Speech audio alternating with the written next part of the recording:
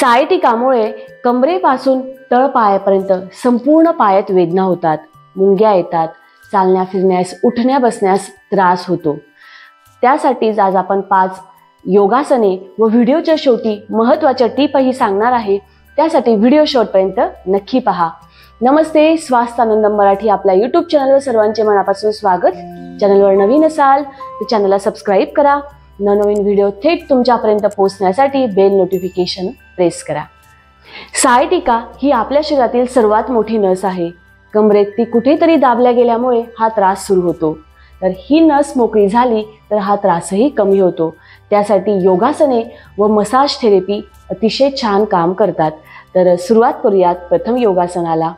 त्यासाठी दंडासनात बसणार आहोत। बसण्याआधी एक छान जाड टॉवेल घ्या आणि त्यावर आरामदायकरित्या बसून घ्या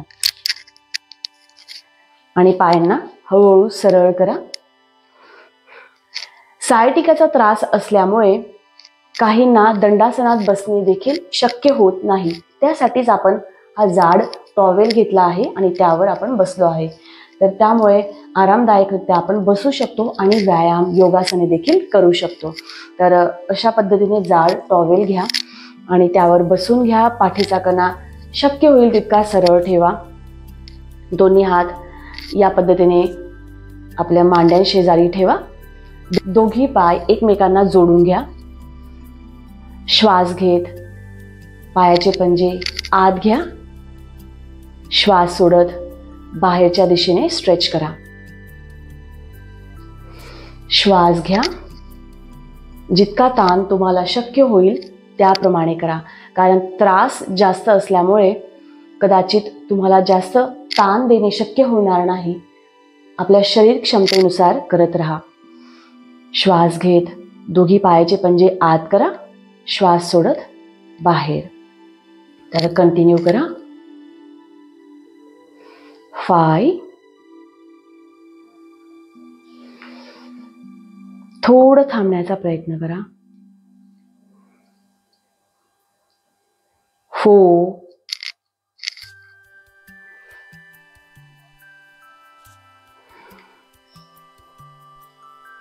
3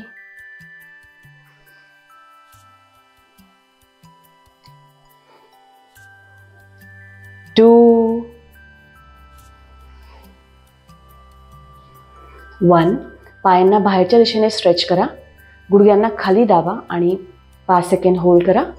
5 4 3 2 1 आता पायांना आत घ्या आणि 5 सेकंद होल्ड करा।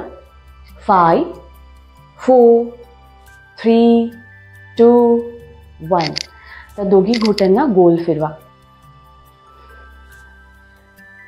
हळूहळू करा। 1 2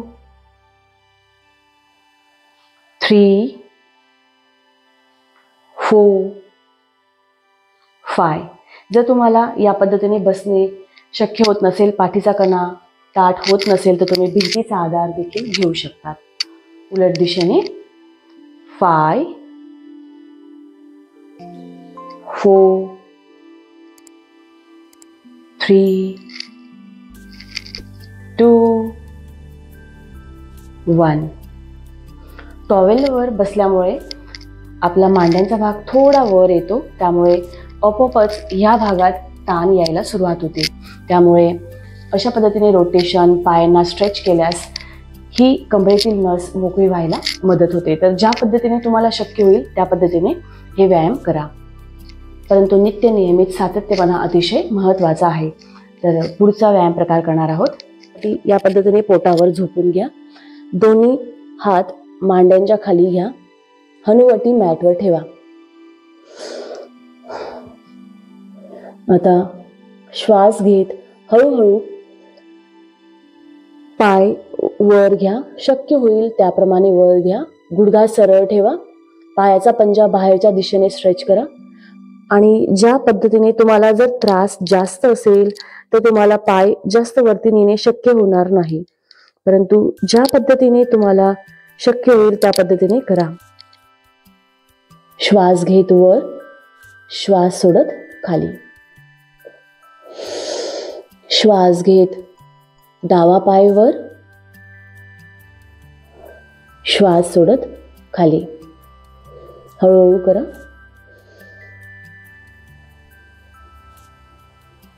श्वास घेत वर, श्वास सोडत खाली. श्वास घेत वर, एकदा उजवा पाय, एकदा डावा पाय. आता उजव्या पायाला वर घ्या. पायाचा पंजा बाहेरच्या दिशेने स्ट्रेच करा. गुडघा सरळ ठेवा आणि या स्थितीत थांबा. 1 2 3 4 5. हळूवार पाय खाली घ्या. डावा पाय वर घ्या. थांबा.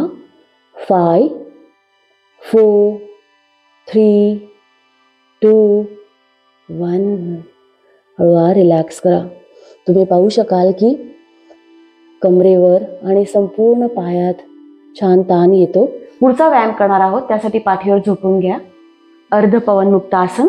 दोघी हात मागे घ्या. एकमेकांमध्ये गुंफून घ्या.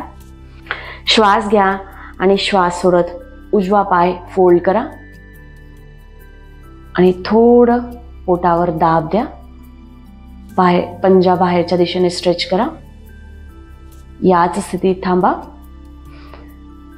डावा पाय सरळ ठेवा. जितका डावा पाय सरळ ठेवणार तेवढाच तुम्हाला ताण जाणवेल. तर याच स्थितीत थांबा. 1 2 3 4 5 6 7 8 9 10. श्वास घ्या. श्वास सोडत डावा पाय फोल्ड करा आणि पंजा बाहेरच्या दिशेने. 10 9 8 7 6 5 4 3 2 1. श्वास घ्या. श्वास सोडत रिलॅक्स. पुढचा व्यायाम करणार आहोत सूचीरंध्र आसन. त्यासाठी दोघी पाय या पद्धतीने फोल्ड करा. जितके कमरेत अंतर असेल तितके पायांमध्ये अंतर घ्या. उजवा पाय डाव्या मांडीवर ठेवा.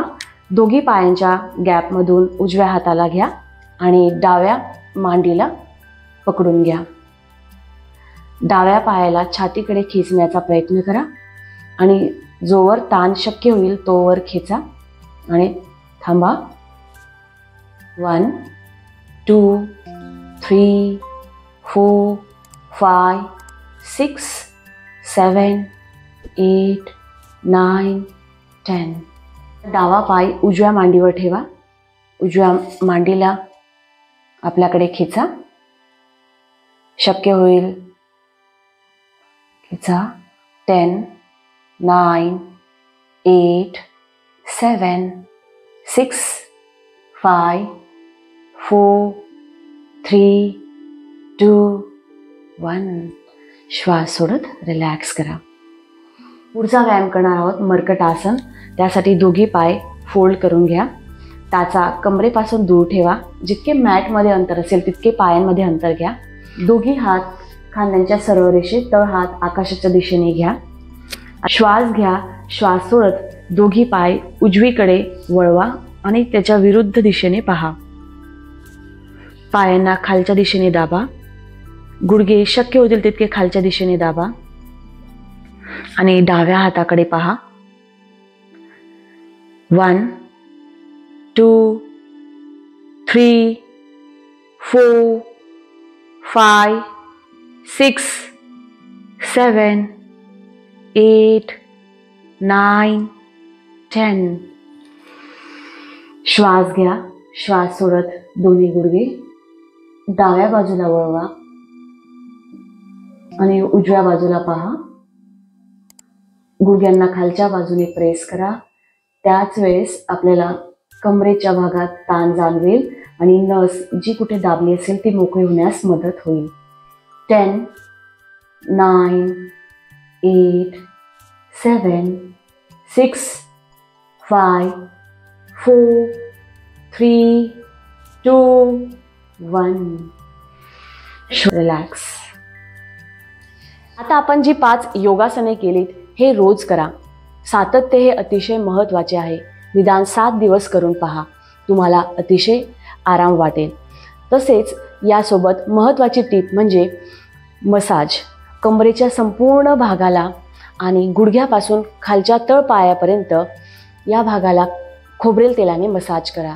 रोज झोपण्याआधी किंवा आंघोळीच्या आधी ही मसाज करा. स्वतःच्या हाताने करा, म्हणजे आपल्या हातातील जे काही ॲक्युप्रेशर पॉईंट्स आहे ते प्रेस होतील. आणि या योगासनांसोबत ही मसाज थेरपी तुम्हाला खूप उपयोगी पडेल. तर कमरेचा संपूर्ण भाग, गुडघ्यापासून पायापर्यंत, तळपायापर्यंतचा पूर्ण भाग खोबरेल तेलाने रोज झोपण्याआधी आणि आंघोळीआधी मसाज करा. तसेच ही 5 योगासने रोज करा. असे रुटीन 7 दिवस कंटिन्यू करा. तुम्हाला नक्कीच सायटिकामध्ये आराम मिळेल. हा व्हिडिओ तुम्हाला कसा वाटला नक्की कमेंट करा. काही प्रश्न असतील तर तेही विचारा. व्हिडिओला लाईक करा, जास्तीत जास्त लोकांपर्यंत शेअर करा. अजूनही चॅनलला सबस्क्राईब केलं नसेल तर सबस्क्राईब करा. येणारा प्रत्येक नवीन व्हिडिओ हा तुमच्यापर्यंत पोहोचण्यासाठी बेल नोटिफिकेशन जी घंटा आहे तिलाही दाबा. पुन्हा भेटूया पुढच्या व्हिडिओमध्ये नवीन विषय घेऊन. तोपर्यंत स्वस्थ रहा, मस्त रहा, स्वतःची काळजी घ्या, योग करा. हरिओम.